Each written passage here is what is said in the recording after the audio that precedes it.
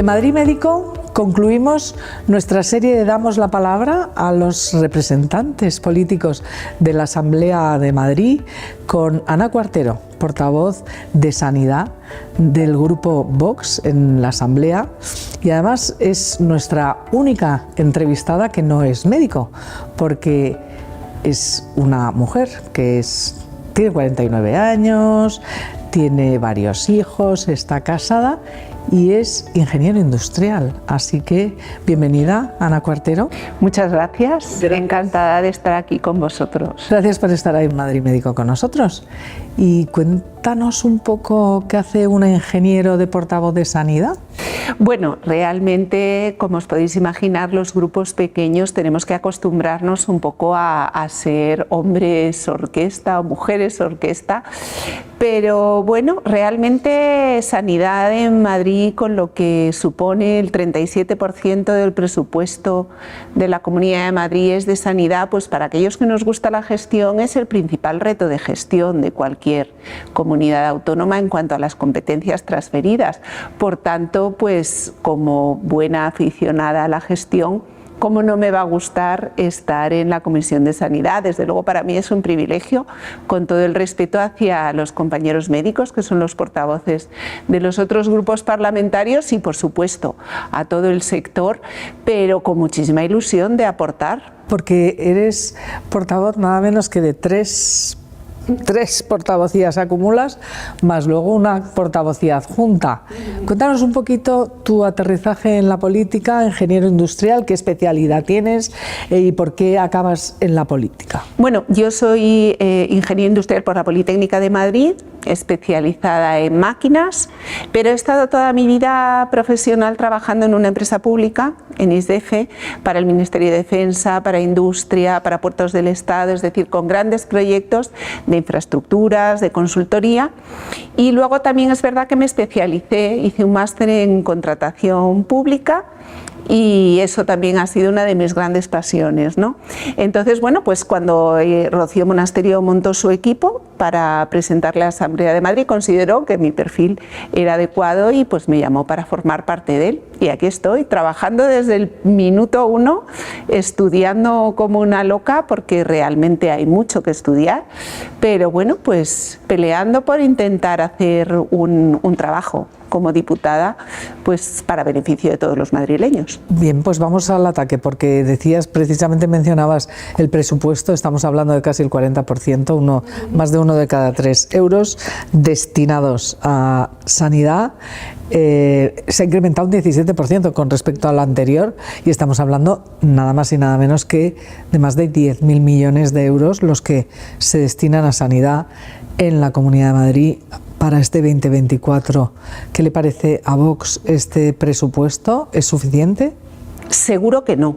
Seguro que no, porque tenemos que darnos cuenta de que nos enfrentamos a una demanda cada vez mayor, una demanda que tiende hacia el infinito, ¿no? Gracias a Dios, la esperanza de vida que tenemos hoy en día, y aunque sea poco, el mínimo crecimiento de la población que hay en la Comunidad de Madrid hace que la demanda de servicios médicos sea casi infinita, y por lo tanto todos los medios económicos que se puedan destinar a sanidad siempre van a ser pocos, ¿no?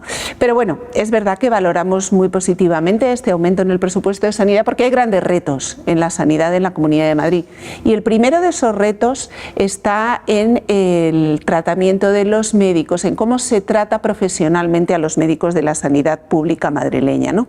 Creo que es uno de los grandes retos que ahora mismo tiene este gobierno: conseguir motivar a nuestros médicos, conseguir que sus condiciones laborales sean las que deben de ser por los derechos que han adquirido tantos años de trabajo temporal, con contratos temporales en los que nuestros propios médicos no han podido, por ejemplo, acceder a una hipoteca cuando se han querido comprar un piso, ¿no? Creo que este es el primer reto, porque nuestros médicos se están queriendo ir fuera de España. Entonces, nosotros exigimos que el Gobierno de España, por supuesto, permita que se formen más profesionales, que el Gobierno de España desbloquee las convalidaciones de médicos. Pero también le exigimos al gobierno de Isabel Díaz Ayuso que apueste por los médicos que ya están en Madrid.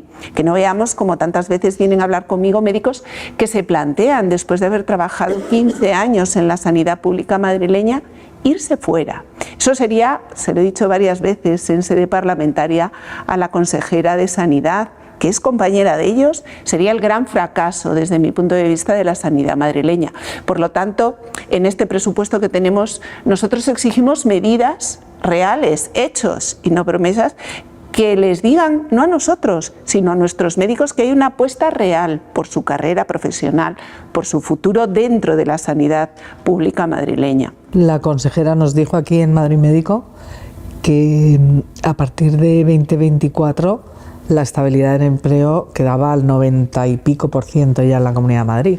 Efectivamente, pero ¿cómo se alcanza esa estabilidad? Haciendo pasar a 3.000 médicos por un examen después de haber servido en la sanidad pública madrileña 8, 10 o hasta 17 años y compitiendo en un proceso abierto al que cualquier recién titulado en el MIR se puede presentar. Desde mi punto de vista esto no es justo y por eso ellos están reclamando ese derecho que se les ha reconocido a tener un concurso de méritos. Bien, bueno, vamos a ver cómo se consigue esa estabilidad, si esos 3.000 médicos al final tienen que acceder o no por esa vía. Yo creo que hay muchas cosas pendientes, ¿no? Porque tenemos la falta de médicos, es una clave que no afecta solo a Madrid, evidentemente, afecta a España y a toda Europa, pero a toda España desde luego. ¿Qué solución le ve Vox? Bueno, hay varias soluciones. La primera de ellas es que hay que aumentar las plazas y sobre todo hay que poner la vista en el horizonte y hay que saber que la realidad es que necesitamos llegar a dentro de 10, 15, 20 años con unas necesidades sanitarias cubiertas que hay que conocer, hay que saber cuál es la población y luego hay que aprovechar todos los medios de los que disponemos en España, porque los médicos no se transforman cuando salen de la sanidad pública y prestan sus servicios en la privada, no son otros médicos, son el mismo médico.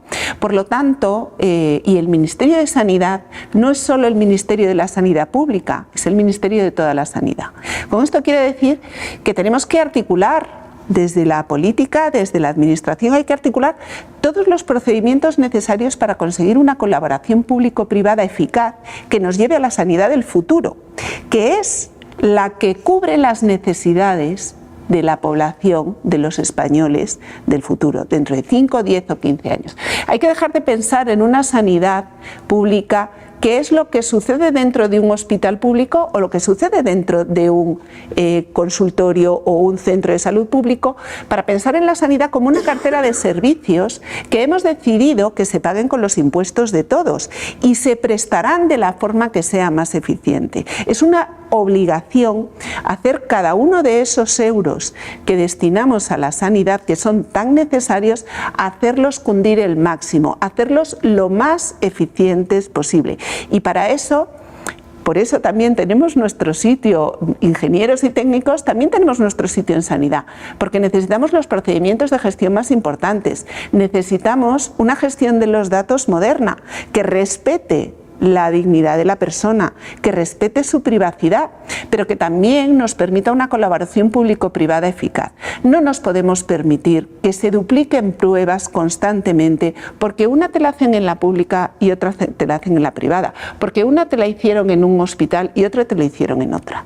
Necesitamos avanzar hacia esa historia clínica única y propiedad del paciente, fundamentalmente propiedad del paciente, y que sea la historia clínica la que acompañe al paciente en todo el proceso sanitario, desde su atención primaria a la atención especializada.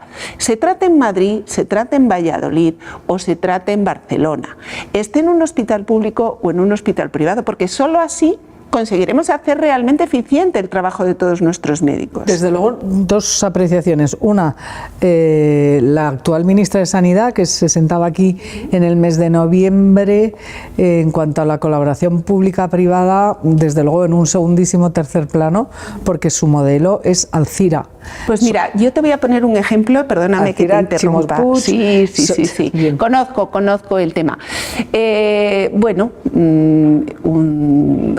una mala experiencia. En este caso yo siempre suelo decir que no hay nada peor que darle la razón a la izquierda con una mala gestión.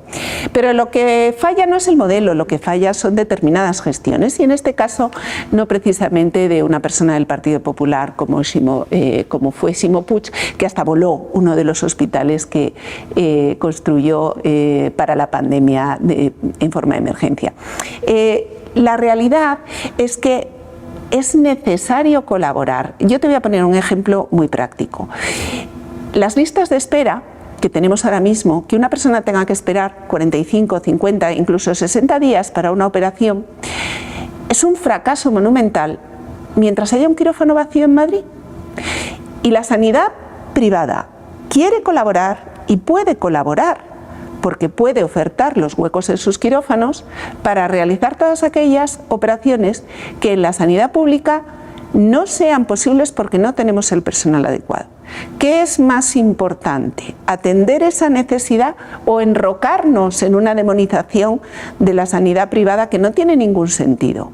¿No será lo más adecuado que utilicemos todos los medios para que, independientemente del poder adquisitivo de una persona, si es una operación a la que puede tener acceso porque forma parte de la cartera de servicios de la sanidad pública, pueda acceder a ella sin un retardo por encima de lo que, bueno, pues en España se desea que todas esas operaciones se puedan realizar por debajo de los 30 días.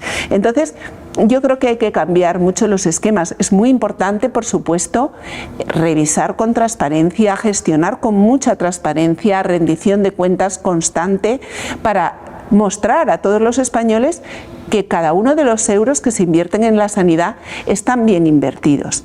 Pero no podemos permitir esa hipocresía de pensar que aquella operación que se hace en la pública es más eficiente que la que se hace en la privada, o que tenemos derecho a una cosa y a otra no, simplemente por el cartel que se le coloque, ¿no? ¿Es cuestión de pura ideología, piensa usted? Yo creo que sí, que es cuestión de ideología, porque igual que en la educación hay ahora mismo una batalla brutal contra la educación concertada y la educación privada, también la hay contra la sanidad privada desde ese punto de vista, ¿no? Y es verdad, porque también muchas veces se intenta ideologizar también con la sanidad. ¿Cuáles son esos retos? Los mencionaba al principio, ¿no? La digitalización, esa historia, que los datos sean del paciente además y que sean portables, ¿no? Esa portabilidad de los pacientes. Pero ¿cuáles son, de todos los problemas que tiene la sanidad, cuáles son los que más le preocupan? Pues digamos que por el lado de la gestión, ya te he dicho las cosas que más nos preocupan, ¿no? Ese acceso a los datos, muy importante esa privacidad de los datos. Pero sobre todo nuestro grupo parlamentario Vox está preocupado por dos temas fundamentales: la salud mental, fundamentalmente de la juventud. Cuando la juventud tiene problemas de salud mental, es un indicador de que la sociedad sufre mucho. Cuando una juventud que tenía que estar ilusionada, que tenía que plantearse retos, que tenía que tener ilusión, encuentra que la vida que va a tener es peor que la que han tenido sus padres o incluso sus abuelos, es una juventud que está frustrada, que está sufriendo. Y si a esa juventud además no se le dan unos valores reales, la juventud acaba cayendo en lo que podríamos llamar una gran depresión en general.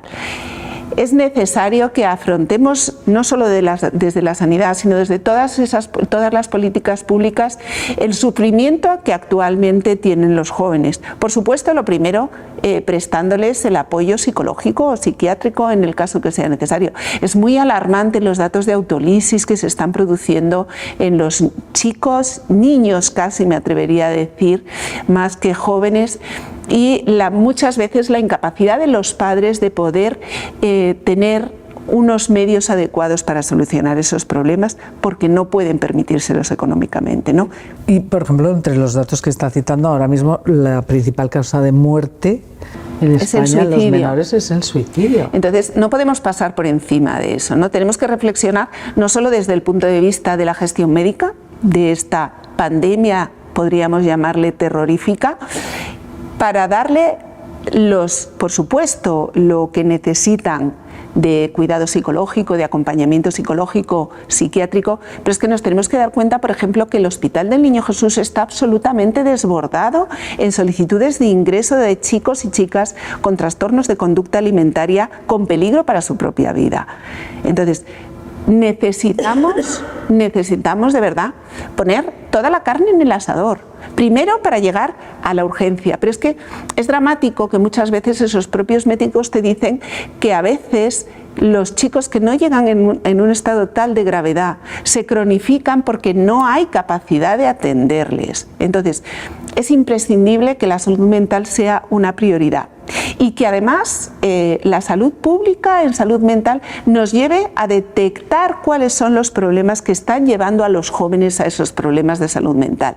La soledad ya no es la soledad de los mayores, es la soledad de nuestros jóvenes que han pasado quizá toda una niñez y toda una infancia en soledad porque no ha habido medidas de conciliación para su madre o para su padre para que puedan estar con ellos. Es necesaria esa política de conciliación, es necesario apostar por la familia para que los jóvenes vuelvan a estar acompañados. Y luego es fundamental darles un futuro. Necesitamos que los jóvenes estén ilusionados de que van a tener un trabajo, de que van a poder acceder a una vivienda, de que van a poder formar una familia. Porque si han tenido una infancia en soledad, si además no tienen una perspectiva de futuro, ¿qué les estamos ofreciendo como sociedad? Y entre las medidas de salud mental, ahora que hay un movimiento impresionante y también desde este colegio se está apoyando, ¿no?, de hay que poner coto a las redes sociales para los menores, sobre todo para los niños. ¿Son partidarios desde Vox para poner coto? ¿Qué habría que hacer para la salud mental? Nosotros mismos hemos llevado un gran pacto contra la pornografía a la Asamblea de Madrid que ningún partido político ha querido apoyar. Nos hemos quedado solos. ¿Por qué? Pues no lo sé, no lo podemos entender. Es necesario abordar. Estamos viendo cómo la mayoría de los colegios precisamente dan marcha atrás a todo ese aprendizaje con tablets, a dar a los niños un Ferrari cuando no saben ni siquiera montar en monopatín. No podemos darles el acceso a toda la información sin valorar el riesgo que pueden estar sufriendo y muchos casos, bueno, pues adicciones a la pornografía, muchas veces también se está relacionando, no solo desde nuestros datos, sino datos del Ministerio de Sanidad, el acceso a la pornografía con el aumento no solo de delitos sexuales, sino de transmisión de enfermedades sexuales.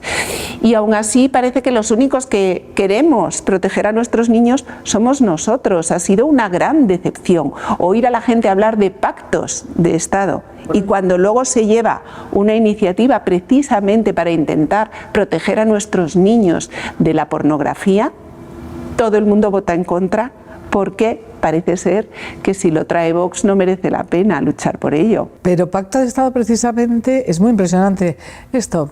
Todos, como usted es la última, empezamos por la consejera Partido Popular, siguiendo el estricto orden de votos, ¿no? Más Madrid, Partido Socialista, Vox. Todos aquí han dicho que lo deseable sería un pacto de Estado por la salud, ¿no?, integral y que incluya pues todos los aspectos. Sin embargo, no parece yo prefiero las actuaciones reales que los grandes pactos de Estado que al final pues muchas veces solo sirven para hacer una fotografía y para mostrarse todos muy sonrientes. Yo creo que la gente ya está cansada de estas cosas y lo que espera son políticas reales que defiendan unos principios y unos valores. Nosotros lo tenemos muy claro y sabemos lo que quiero defender. Y no me gustaría terminar sin abordar la dignidad humana. Desde Vox estamos muy comprometidos con la defensa de la dignidad humana desde el primer momento de la concepción hasta su fin natural. Por eso hemos incluido un gran abanico de medidas en las enmiendas a los presupuestos para defender esta dignidad humana. Por supuesto, es imprescindible mejorar la política de cuidados, incluyendo los cuidados paliativos, no solo para los mayores, también cuidados paliativos pediátricos. Es necesario invertir en profesionales, en especialistas de cuidados paliativos, en unidades de cuidados paliativos en todos los hospitales y sobre todo lo que es muy importante y nos lo piden desde la Asociación Española contra el Cáncer, integrar también a los profesionales psicosociales en estos equipos de cuidados paliativos. Pero no solo eso, también es necesario que protejamos la vida desde su inicio. Yo veo con muchísima preocupación cómo en la Comunidad de Madrid se han articulado procesos de adquisición por concurso de ovocitos destinados, procedentes de bancos de ovocitos y destinados a la fecundación in vitro. Y es un tema muy preocupante porque la realidad es que no está permitida la compraventa de tejidos humanos y mucho menos en un caso como es la compraventa de ovocitos. ¿Pero me está diciendo que la Comunidad de Madrid está delinquiendo? Bueno, yo lo que digo es que hay 8 concursos para adquirir ovocitos y que todo lo que he leído dice que no se puede hacer compraventa de tejidos humanos. Y es un concurso público en el que se oferta por un precio determinado la compra de ovocitos, es decir, óvulos vitrificados o también semen de donante. Entonces, eso está sucediendo en la Comunidad de Madrid. ¿Ese concurso público para qué es? No Pues tenía idea yo de que había concursos públicos para comprar ovocitos. Pues no lo sabe casi nadie, pero es una realidad. La Comunidad de Madrid ha sacado, si no recuerdo mal, son 6 concursos para que determinados hospitales que hacen fecundación in vitro adquieran óvulos y semen de donante para los procesos de fecundación in vitro que están por debajo de las políticas de natalidad que se están aplicando ahora mismo en la Comunidad de Madrid. Desde nuestro punto de vista, esto es una práctica bastante que atenta directamente contra la dignidad humana, porque estamos comerciando con lo que da origen a una vida. Entonces, creo que no es en absoluto una práctica adecuada. Lo hemos llevado a comisión y creo que la Comunidad de Madrid tiene que repensar su política de natalidad. ¿Cuál ha sido la respuesta de la Comunidad de Madrid? Bueno, ellos defienden que es perfectamente legal, pero bueno, si leemos los informes que hay de la abogacía, los informes que hay del Comité de Bioética, es claro que no es así. Bueno, pues vamos a concluir ya, si le parece, o si te parece, con la Fundación. Justo, estamos aquí con la Fundación que hemos cambiado, los estatutos se han cambiado para pasar de la formación de médicos, que también, a una acción social con intervención con ancianos, con soledad, con paliativos, niños, investigación, estilo de vida, el Museo Español de la Medicina, humanismo, en fin. ¿Qué le parece que desde el Colegio de Médicos de Madrid se transforme la Fundación para generar ese impacto desde los médicos hacia la sociedad? A mí me parece maravilloso, la verdad, y sobre todo que saquemos pecho de los grandes médicos que ha habido en España. Me decía que en el primer número de esta revista escribió Santiago Ramón y Cajal. O sea, tenemos grandísimos médicos y seguimos teniendo grandes médicos, grandes investigadores entre nuestros médicos que están en todos nuestros hospitales. Entonces, todo lo que sea mostrar al mundo cómo España ha aportado tantas veces en materia sanitaria, creo que es siempre estupendo y que además eso también hará que nuestros jóvenes tengan modelos, ¿no? Que se habla tanto de tener modelos y parece que lo único importante es si el modelo es hombre o el modelo es mujer. Yo creo que es muy importante saber y conocer los grandes médicos que hemos tenido en España y de los que podemos estar francamente orgullosos, con lo cual que la Fundación se dedique a eso me parece fantástico. Y luego, por otro lado, todo lo que sean proyectos de ayuda, precisamente esta mañana lo hablábamos, tenemos que huir de que todo lo tenga que resolver el Estado. No es verdad. Hay fundaciones, hay asociaciones, hay organizaciones, hay voluntarios, hay familias que se quieren dedicar su tiempo y su dinero a cuidar de los demás. Y eso es lo que fortalece a una sociedad. Tenemos que huir de esa mentalidad, que muchas veces es de izquierda, de que el cuidado de nuestros seres queridos tiene que estar en manos del Estado. No. No tiene por qué ser así. El Estado, por supuesto, tiene que proporcionar un escudo social, pero donde haya una familia, donde haya un entorno que se crea para atender y para cuidar a todos los que formamos parte de esa sociedad, creo que la sociedad avanza y alcanzamos un gran éxito, con lo cual todos los proyectos de la Fundación que se basen en llevar cuidados, en llevar ayuda, a veces en esos momentos, y cualquiera que hayamos pasado tiempo en un hospital, sabemos lo importante que es la ayuda de esos voluntarios en el respiro de unos padres, ¿no?, que tienen un niño enfermo y que por supuesto dan la vida por él, pero necesitan un tiempito para irse a casa a ducharse o a atender al resto de sus niños, ¿no?